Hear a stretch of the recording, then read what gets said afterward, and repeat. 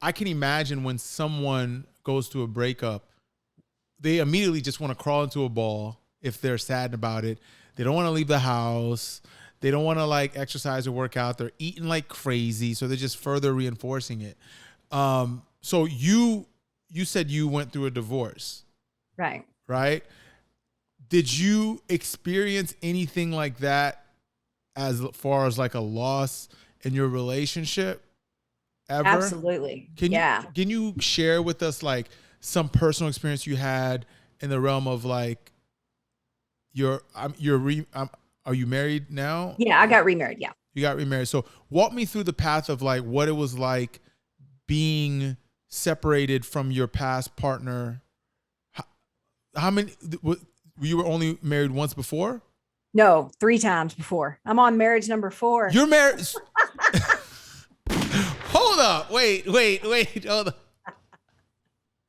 So you were married 3 times before your current marriage. So this is your 4th marriage, right? So if you want to talk about someone that experienced any type of loss or separation, you are the advocate of that. Like I crown you the advocate of loss, right? So, okay. So again, my question is, give me some examples of how that experience of going through 3 previous marriages and entering a 4th, how did that affect your mental health?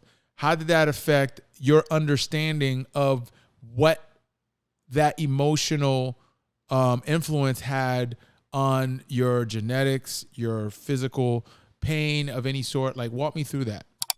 So I think, first of all, I think it was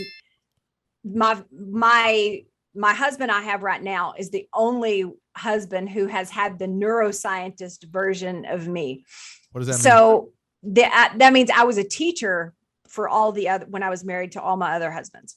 You're a teacher. So okay. He is the only one who I understood my brain when I married him.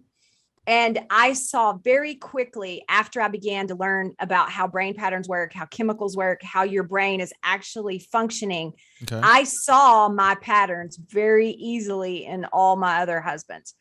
And you think that it's different people and you behave differently and blah, blah, blah, which is partly true. But I also saw, oh my gosh, look at the similarities. Look at that. Who's the common denominator? Me. Okay. And those were directly related to my brain patterns, how I behave when I'm hurt, how I behave when I'm sad, how I behave when I'm triggered. All of those things are repeated patterns. Doesn't matter who the husband is, doesn't matter who the boss is. It's a repeated pattern. Most people don't have 20 fights. They have one fight 20 times. People fight about the same things. Most couples fight about the same fight over and over and over. Probably your parents fought about the same things over and over and over. Employee, spouse, parent, child. Most people have the same repeated arguments. And they think if they tell you one more time, you're finally going to get it. So why do you think that is? Why do you think people don't realize that they're having the same fight over and over and they're continuing to have the same fight? Because they're in their own head. They're in their own set of belief bias. And it's 2 sets of patterns that are fighting one another. And that's what I teach people. What are your brain patterns and how can you make them work like a clock instead of grind like gears? Because if this person has these patterns and this person has these patterns, they're always going to collide. Okay. And depending on, what they are. But my ex-husband and I used to fight about money all the time. When you say fight about money, what is, because I was having this debate, like people said that the majority of divorces are due to money. Is it the amount of money or is it something else? It depends on their pattern about money. So my little son's dad, he is like obsessed with money. He never thinks he's going to have enough. He's very meticulous about every single cent, where it goes, what it does. Retirement, blah, blah, blah. But he doesn't live right now because he's waiting to enjoy his money later, which has its place, good or bad. Okay. I, on the other hand, I'm living right now, which she's out here. She's like, I am hey, doing the thing. And all of my husbands will tell you that I can blow money faster than anybody. Money goes straight through my hands like water, like all the phrases that I hear over Are and you over. proud and of over. that? No, but I didn't realize it until it. I understood neuroscience. Now I'm like, oh my gosh, this is all about my desire for freedom and to not be controlled. I had no idea. I thought it was about money. It wasn't about money. It was about my ability to insert my own freedom. And don't you dare control me. I can do this if I want to. That's what my pattern was. Where did that come from? Oh, definitely my childhood and a terrible ex-boyfriend who ended up being a husband and very abusive and dominant and hurtful and told me what to wear, what to do, what to say, who my friends could be. And I was a teenager. I had no idea I was at the stage where my patterns were being so tightly developed. Your brain goes through more pruning during adolescence than any other time in your life. He was shaping my brain. I had no idea. That's crazy. That one person has been in my head 40 years. Listen to me. That's a very wild concept. Here's why it's a wild concept, right? It's a wild concept because it makes me think, who is in a better position today? Someone who had a high school sweetheart for years and broke up in their 20s, right? And trying to like date in their 20s, or someone who's never had a high school sweetheart, dated multiple times, and then started dating seriously in their 20s, in their late 20s or whatever, right? Is it more difficult, right, for the person who had the high school sweetheart? Because the reason why I'm asking the question is you were arguing with the same person through 3 different husbands. You hear what I'm saying? Right. Right. So now it's like, and I had no idea. Exactly. So your brain was not developed or mature enough to be shaped in the right way to handle like emotional things in a relationship, like especially how to identify abuse and what long-term impact it has. So you were with a boyfriend when you were like 19, right? Is what you said? No, we started dating when I was 13. Okay. Yeah. So at 13 years old, you dated this person, right? All the way through. All the way through. How old were you married and divorced? We got married, I think I was 19, maybe 20. We were married a year and divorced. Okay, so you got married. I mean, there's a lot going on here. So there's a lot going on here. So I'm telling you, I've made every mistake there is to make. So, I am an advocate. If you don't know about your brain, you are going to keep repeating your dumb mistakes. So, and I'm glad you said that, right? So at 13, you met this person, and in my mind, you have no business being in a relationship at 13. Oh, absolutely. My opinion, right? But you're 13. Then you're with this person all the way till you're 19. So after you guys graduated high school, you guys thought you were mature enough to be in a relationship that lasted forever, got married, right? But what you're saying is the person was abusive in a way where they were very controlling and having a lot of power over you. And it gave you this sense of like captivity, right? And in order for you to exercise the freedom you never had in your past relationship, you overexerted yourself financially in your future relationships. Yeah.